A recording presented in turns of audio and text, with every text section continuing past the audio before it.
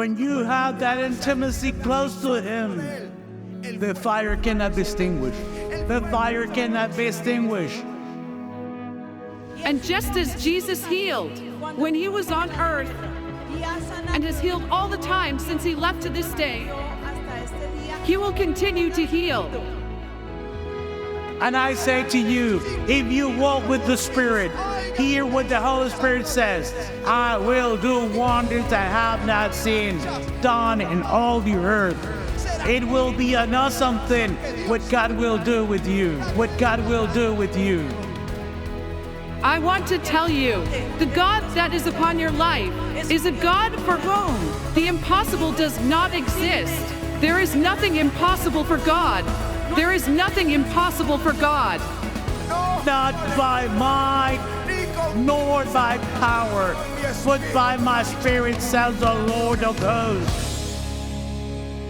On the cross of Calvary, Jesus not only dies for our sins, but He also did it to heal what ails us. Because of His wounds, we were healed. He answered him and said, O faithless generation, how long shall I be with you? How long shall I bear with you? Bring him to me. Then they brought him to him.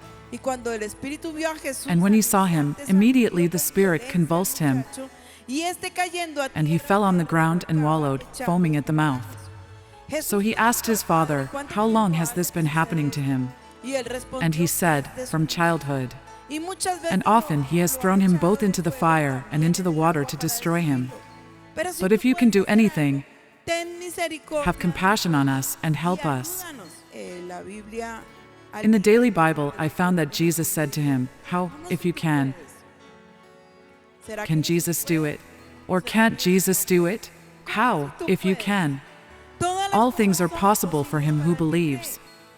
All things are possible, says the Lord, for the one who believes.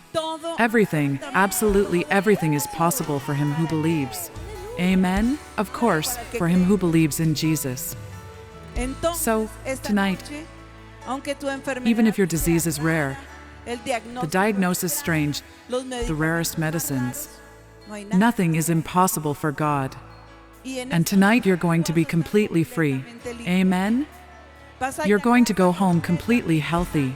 And we here are going to give glory to the Lord Jesus Christ. Hallelujah! Hallelujah! He had tried to cut his veins. Bring Here him is the trace of this, Pastor. And he tells me that he started with episodes of anxiety about his life because of bullying at school, and this also led him to psychiatry and to make an attempt on his life. Today There's someone in anger, in despair. He wanted to slit his wrist. The Lord is setting you free. That spirit of death and suicide is going out in Jesus' name. felt deliverance over his Thank life, you, and he Lord. knows that the Lord is setting him There free, is something Pastor. God is going to do with you. He's going to clothe you with grace and favor that will surprise you. You are going to find grace. Where you go, people will love you. They will have the desire to help you. They will reach out to you. God turns that cloak of bullying that Satan made you into a cloak of blessing and glory. Receive it now. This young man had tried to commit suicide. He lives outside of Bogotá, but his father invited him to the meeting today, and when the pastor gave the word about the spirit of death that had come, he said he felt desperate. He didn't know what to do anymore. He felt like the Holy Spirit touched him today. He says he feels completely free. He feels completely different from how he came. He lives outside of Bogotá, and this week But did he you came. already have Jesus in your heart, or is this the first time you have come? This is my first time here. I want you to be close to me and to know that God has a purpose for your life. The one who wants you dead is Satan, but the Lord has great things for you, son. Receive tonight. That spirit of death, of suicide, of despair, go away now. He tells us that last year he used to come to church, but for various reasons he left. He tried to commit suicide. Tonight, when I arrived at the church, the pastor said that a young man had been released. At that moment, I started to cry. I didn't know why, por qué, pero era como si but it was as if it had been my turn. He received deliverance and says, I want my heart to belong to Jesus. Hallelujah! 3 young men have passed by who wanted to take their own lives. Could it be that Satan is at work in our young people? When he doesn't want to take them out of the way, he wants to divert them from a life and put them into a life of lust and wickedness. And here are our young people being set free by the Lord Jesus. Hallelujah! Let's give him a round of applause. Thank you, Lord. Gone now is that spirit of death. Now it receives full deliverance. Thank you, Lord. Hallelujah. He says that a year ago, in June, when the shepherds made the challenge to sow 1,000 out of 1,000 for the temple, he with much effort said, Lord, I am going to make that offering. He began to bring his offering. The Lord gave him an idea to open a real estate business. He had no idea. He began to prepare himself, and today he has a real estate company registered with the Chamber of Commerce. He has clients, and he is already bringing in his second 1,000 out of 1,000. Hallelujah. And may the Lord prosper you greatly, son. Amen. Thank you, Lord. If you long to know more about Jesus, learn what he did for you, and what he can do in your life, then pay close attention to these words. Because although Satan came to kill, steal, and destroy, my Jesus came so that you may have life, and that life may be in abundance, without expecting anything in return. The only thing he needs from you is a decision. The decision to open the door of your heart to the only one who can transform your life, the only one who does not abandon you. And now I want to invite those who come for the first time, who say, today is my first time. Today is the first moment. I have never allowed myself this opportunity. I am going to pray for you. I want to lead you in this prayer, but I want you to do it with all your heart. If you are ready, close your eyes and say with me, Lord Jesus, I need you. I have been a sinner. I have been far from you. But today I repent, and I turn to you with all my heart. I invite you to be my Lord, my Savior. I ask you to wash away my sins with your precious blood, and write my name in the book of eternal life. Do not erase it ever. Help me to be faithful to you and your word all the days of my life, until the day when I can be with you and celebrate for eternity. In the name of Jesus, amen. Amen. Let's give Jesus a round of applause. Hereafter you will encounter a powerful preaching that will edify your life, and will give the conviction in your soul that the Lord will always fight for you. Do not get distracted, because a single word can change your life forever. With you, Pastor Ricardo Rodríguez. For God may speak in one way or in another. Say with me, God speaks. Say to someone, God speaks. Yet man does not perceive it. In a dream, in a vision of the night, when deep sleep falls upon men while slumbering on their beds, then he opens the ears of men and seals their instruction. Amen. When God made this creation in which we dwell, the book of Genesis says, in the beginning God created the heavens and the earth. The earth was without form and void, and darkness was on the face of the deep. And the Spirit of God was hovering over the face of the waters. Then God said, let there be light. And there was light. When I hear that text, I say our God is mighty, because all this was chaos and darkness, and only he opened his mouth to say, let there be light. And there was light. It is the voice of our God. Say it with me. It is the voice of God. It is powerful. And that was recorded there, and today God speaks to us through the scriptures, says the Apostle Paul. He says all scripture is given by inspiration of God and is profitable for doctrine, for reproof, for correction, for instruction in righteousness. It is the voice of God. It is an inspiration to speak to us. But then God began and decided to speak to us through the Son.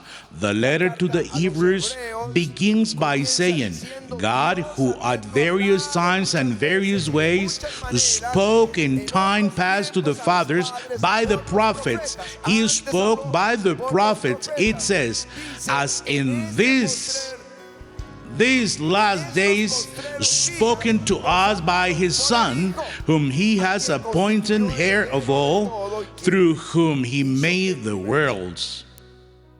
In other words, first God spoke to this creation.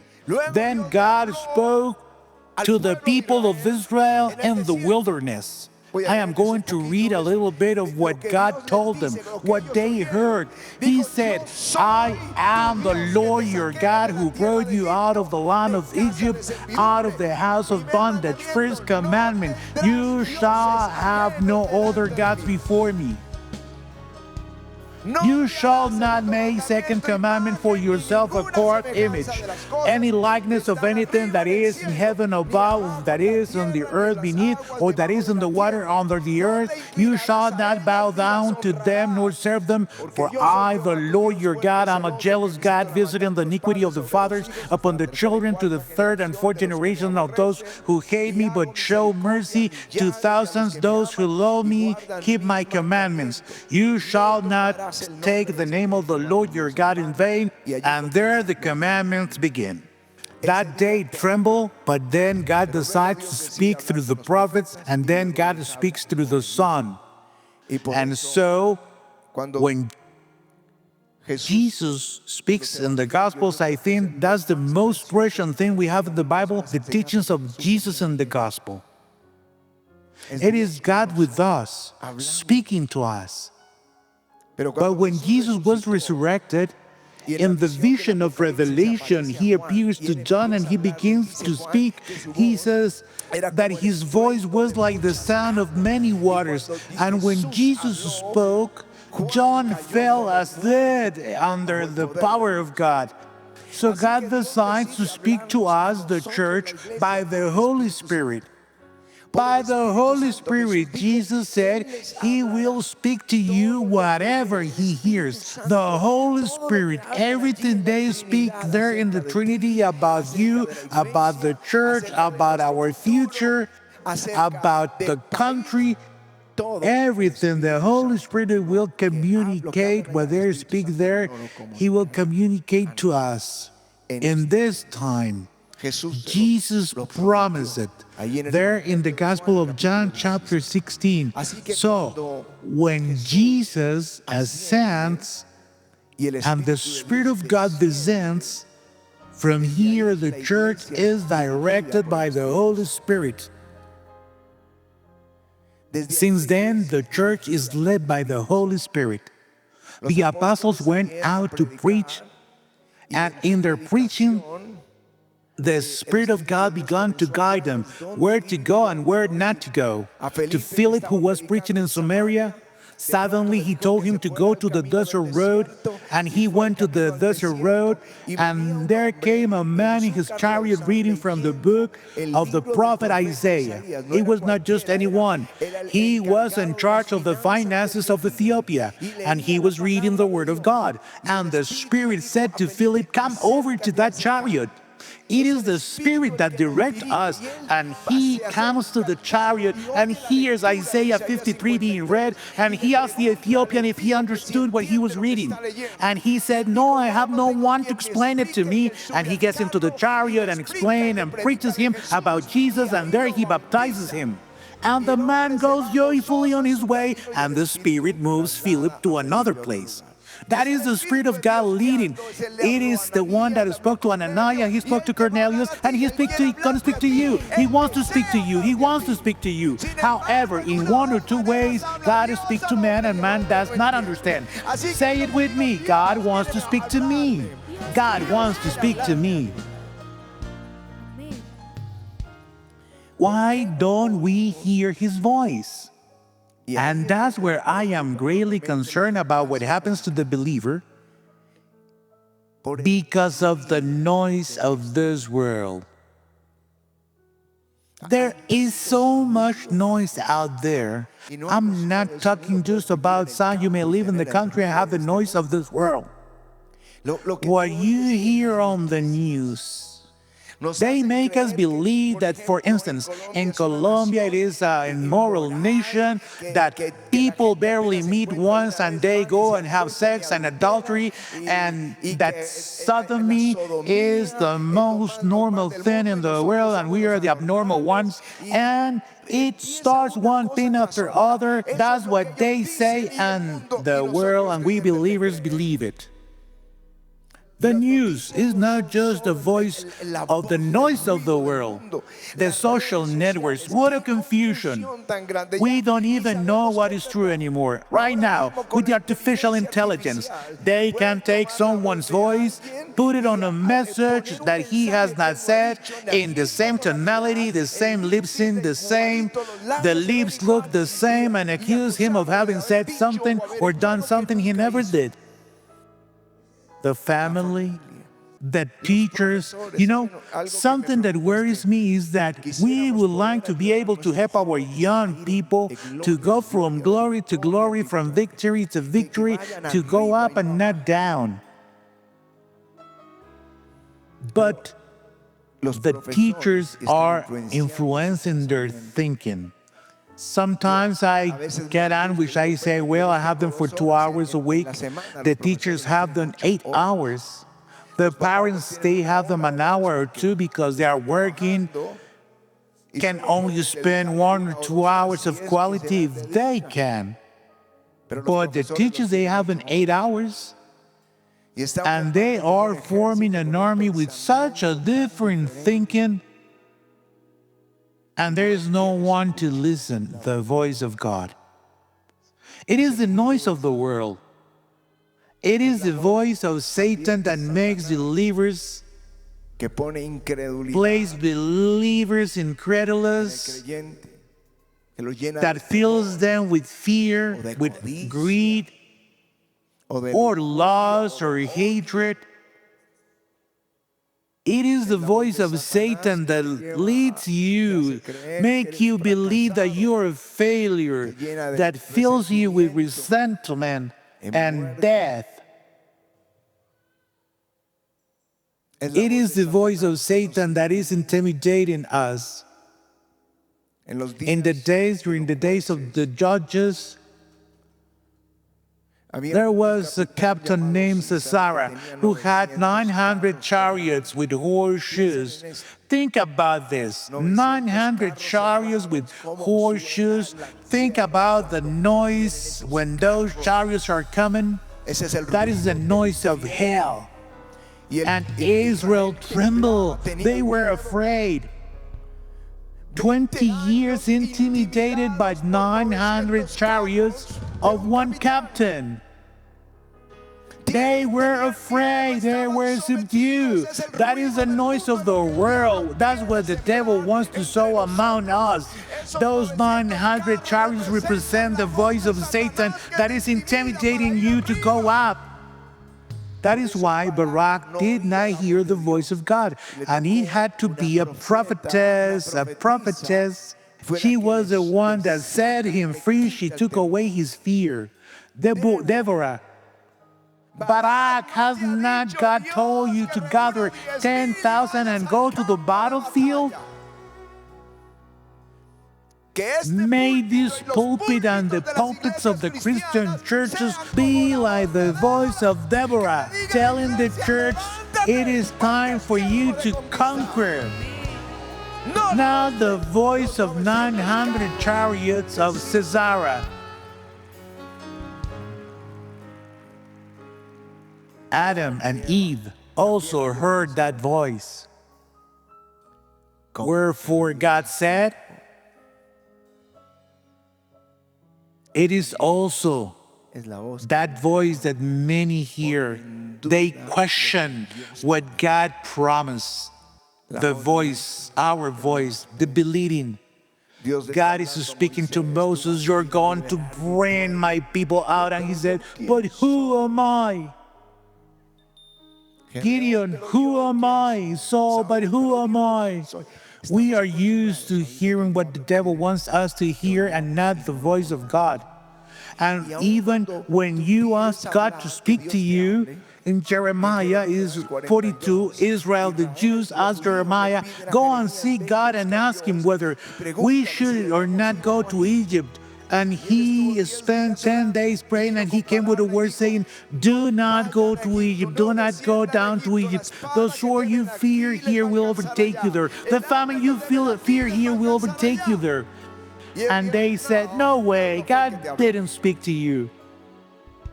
The noise of this world. In times of turbulence, I'm going to give you the way out as God taught Elijah. In the first book of Kings in chapter 19, after a great victory that Elijah had, Jezebel said, I will kill Elijah. That was the voice of Satan, and Elijah runs out, goes into the desert, scared, and the angel who speaks to him and says, eat. And he provides him with food and says, eat, because a long journey waits for you. And go to the mountain of God. And when you have turbulence, when the devil threatens you, the solution is to go to the mountain of God. Go to the mountain of God. So Elijah goes to the mountain of God, and God teaches him a lesson. He's in that cave hiding, and God is going to teach him something. Not to listen to the noise of the world. God never told him about Jezebel. He didn't say, worry or not worry, nothing will happen. No, no, no. God told him what Elijah had to do. But there came such a strong wind that broke the rocks. But God was not in that wind. An earthquake came, and then fire came. But God was not in the earthquake. God was not on the fire. Until there came a gentle, small voice. And then Elijah covers himself, comes out of that cave, and there was God. The voice of God. The voice of God. This is a message for the church today. Never mind what kind of news that breaks the rock. Never mind the earthquakes that shake our roads. Never mind the fire that makes us burn with fear. No! Wait for that still small voice, because God is going to tell you what you have to do. Hallelujah! Hallelujah! The psalm states, be still and know that I am God. I will be exalted among the nations. I will be exalted in the earth. Elijah was instructed, you're going to anoint this king of Syria, you are going to anoint this as king of Israel, and you are going to anoint Elisha as a prophet in your place. And Elijah never again was afraid. He was on the mountain, the soldiers came to seize him, and he was not afraid. When you hear the voice of God, fear flees, because faith and fear are exact the opposite. It is not faith and unbelief, it is faith and fear. Jesus said, do not be afraid, only believe. So if we hear the voice of God, fear will flee. It will flee from us. The noise of the world will be silenced. The noise of the world will no longer intimidate us. The voice of God will give us authority to face the enemy. It is good that one should hope and wait quietly for the salvation of the Lord. Hallelujah. The noise of this world. And I call the church today, let us turn off the noise of this world. Let's go to the secret place to hear the voice of God. If someone says I had enough hearing the voice of the world, the social networks and everything they offer, I want to hear what God is saying. Come here and tell him, Lord, open my ears. Open my ears. I want to hear your voice. Open my ears. I do want to understand.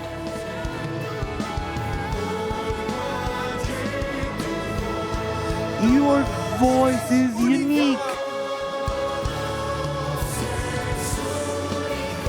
Your voice gladdens my heart. I'll be protected with you.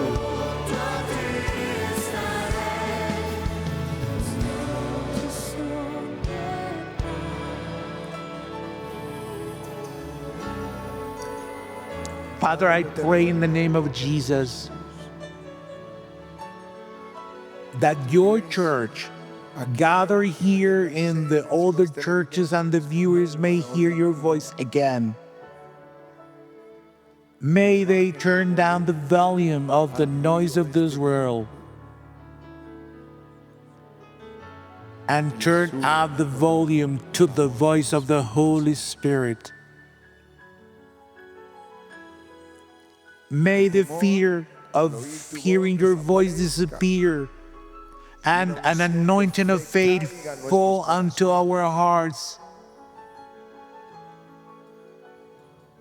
What does it matter what the world or Satan may say? We want to hear you, Lord. Your voice is unique. Tell the Lord, I want to hear your voice.